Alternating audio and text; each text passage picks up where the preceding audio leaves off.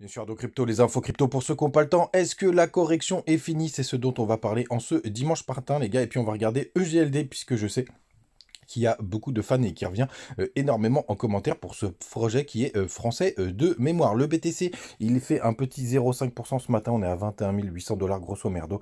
1500 $ du côté d'Ethereum qui pousse un petit 1%. Le reste de la map est plutôt stable. Même si on a des petites performances du côté de Ada et Matic qui poussent quasiment 2%, Missile Sol 3%, Shiba 2%, pareil pour TRX, pareil pour Uni, pareil pour Atom, bref, c'est entre 1 et 2%, sauf Hbar qui est très très chaud en ce moment, qui nous pousse un joli 11%, pareil du côté de Lido. Les gars, du côté du daily du BTC, est-ce qu'on a trouvé notre fin de correction? Ce qu'il faut noter les gars, c'est on est quand même sur une zone très importante, puisqu'on est sur le retracement entre les 0,236 et les 0,382. Alors je vous le dis direct, je pense qu'il faudrait vraiment qu'on corrige un peu plus fort, hein, même si on se rapproche vraiment d'une zone où il pourrait y avoir un fort rebond, puisque en grosso merdo, pour moi, le fort rebond, il est fortement possible entre les 21 200 et les 20 000 $.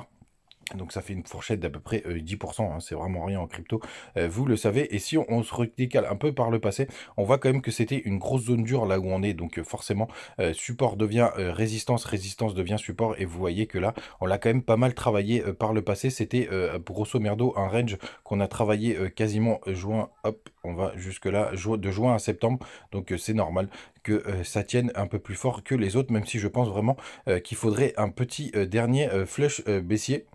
Et on voit même du côté du RSI, on est sur cette grosse zone de W qui a permis de faire derrière la belle poussée qu'on a connue ces dernières semaines, depuis le début de l'année d'ailleurs. En weekly, rien de très intéressant non plus, hein. On a cette fameuse bearish cross, on va voir ce que ça va donner, qui n'est pas du tout une death cross, hein, les gars. C'est jamais arrivé sur le BTC, donc on va voir vraiment ce que ça va donner. Et pareil, on pourrait, quand on regarde en weekly, on pourrait vraiment avoir des gros supports, notamment aux alentours hop, des 19 000 $ quand on prend un peu plus de recul. Et après, on pourrait même aller tester ce bas de ce W à 17 000, qu'on serait toujours en tendance. Mais néanmoins, les gars, je pense qu'on n'aura pas besoin d'aller aussi bas. Vous le savez, je pense qu'on a trouvé un autre point bas et que là, on a une dernière correction avant un petit flush haussier. D'ailleurs, est-ce que ça vous intéresse que je vous fasse une vidéo sur justement ce que je pense qui va se passer en 2023? Vous pourrez me dire en commentaire. Du côté du long short ratio, vous le savez que c'est important de savoir. Oula, je suis déconnecté, c'est pas grave, on va se connecter rapidement. Vous savez que c'est important de voir ce qui se passe du côté des traders. Hop, si ça veut bien fonctionner.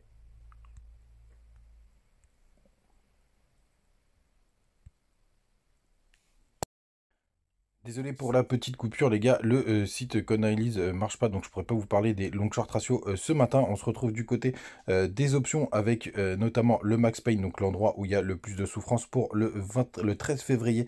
Il est à 21 750 $, donc on en est vraiment très très proche, hein. On est vraiment dans les clous à ce niveau-là. On va aller voir ce qui se passe du côté des plus grosses expirations, notamment on va regarder vendredi prochain, on est à 22 000 $. Bref, ça nous annonce plutôt pas mal de stagnation. Du côté du dollar, vous le savez, c'est très important pour savoir si on est vraiment sur un changement de tendance. Le dollar, il continue de faire son petit rebond. Il est en train de travailler toute cette zone ici. Donc, c'est une zone de résistance. Vous voyez, par le passé, ça a pas été, ça a été pas mal travaillé. Donc, il y a encore un petit peu de pression haussière qui pourrait mettre ce fameux dollar, ce qui donnerait vraiment le dernier flush baissier de BTC avant de nous refaire une belle poussée. Donc, vraiment à surveiller de très très près. Mais vous voyez, on est quand même sur une zone énormément travaillée, hein, vers juste en dessous les 104, 105 points. Vous voyez juste ici, pas mal bossé ici et pas mal ici. Donc, on va voir ce que ça va donner, mais c'est toujours important. On enchaîne avec EGLD qui est disponible notamment sur BitGet. Évidemment, si vous voulez vous inscrire, n'hésitez pas, je vous laisserai le lien comme d'habitude en commentaire sur YouTube, et vous l'avez aussi du côté de TikTok sur la page d'accueil. Je vais vous montrer rapidement. Vous allez juste ici là sur le Linktree. Et il y a plein de bonus, hein, c'est pour ça que je vous en parle. Et vous avez BitGet qui est juste là. Donc n'hésitez pas, si jamais vous voulez rejoindre, vous pouvez faire des virements, etc. Donc c'est plutôt pas mal. Du côté du weekly, donc bon, on va aller quand même regarder plutôt sur Binance, parce qu'il y a plus d'historique. Donc, est-ce qu'on est sur une très bonne zone long terme pour EGLD?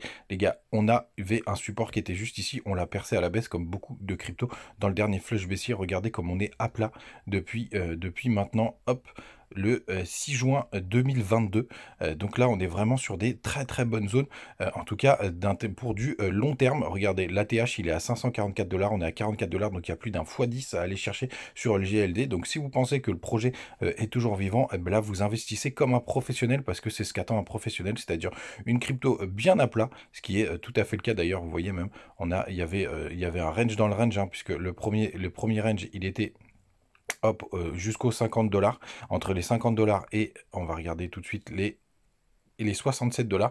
Et là, on est passé dans la borne basse de ce range, entre, en grosso merdo, les 32 $ et les fameux 50 $. Donc là, si vous investissez ici, vous investissez comme un professionnel, parce que vous êtes sur une crypto qui est complètement à plat, et qui est dans des grosses zones de rechargement. J'ai pas tracé les fibos, mais je suis persuadé qu'on est dedans. Donc forcément, il y a pas mal de choses. Et ce que vous avez en risque, hein, si jamais vous voulez avoir un stop, si jamais on vient en dessous des 32 $, grosso merdo, c'est que le projet peut encore plus se corriger et que le projet peut justement partir à la cave, ce qui, je pense pas être le cas. Donc ça veut dire qu'en risque, typiquement, là, vous avez à peu près 30% de correction possible, hein, parce que je pense que c'est un gros support maintenant aux alentours des 32 $. Donc voilà, évidemment, EGLD sur du long terme, c'est très intéressant. Les gars, passez un très très bon dimanche. On se retrouve comme d'habitude demain matin pour la matinale, et ce soir, j'espère enfin pouvoir vous sortir le dernier indicateur long terme. Ça fait un moment que je vous le promets, j'ai pas eu le temps de le faire. Passer une très très bonne journée. Salut.